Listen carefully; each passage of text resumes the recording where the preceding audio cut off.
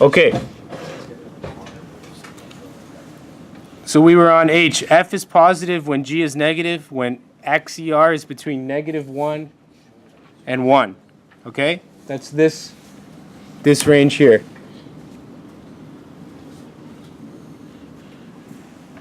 Okay? We can see that it's negative down here.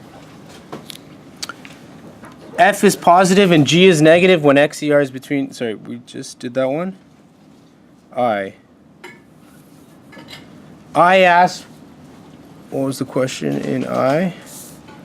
For what values of x is f divided by g at x equal to f at x? And for what values of x is f divided by g at x equal to negative f at x? We found that right up here, right? So that was done up here. That was done here. Okay? The way we do that again is we just set g at x equal to 1 and solve, and g at x is equal to -1 and solve. Okay? J, using all the information about f divided by g that you have determined, make an accurate sketch of y equals f divided by g and state its domain. Okay, so here's our sketch.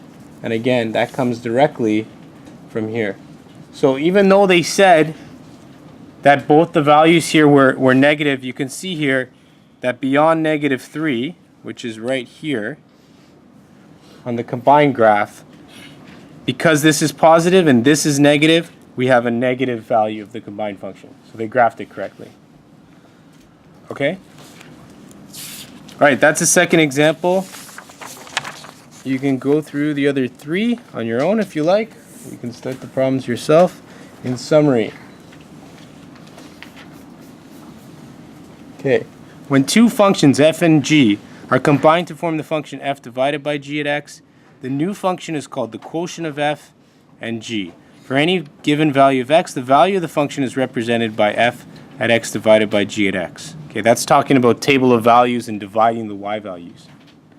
The graph of f divided by g can be obtained from the graphs of functions f and g by dividing each y-coordinate of f by the corresponding y-coordinate of g. Algebraically, f divided by g at x is equal to f at x divided by g at x.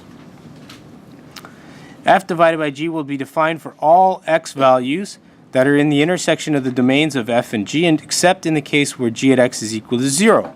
That's because we'll have an undefined condition. If the domain of f is a and the domain of g is b, then the domain of f divided by g is real when g at x is not equal to 0. Okay, that's talking about the intersections of the domains between the two independent functions, which is the same as we did for multiplication, difference, and sum. If f at x is equal to 0 when g at x is not equal to 0, then f divided by g at x is equal to 0. Okay? So when our numerator obviously is 0 and we're dividing by a non-zero denominator, we're also going to get a value of 0. If f at x is equal to plus or minus 1, then f divided by g at x is equal to plus or minus 1 over g at x.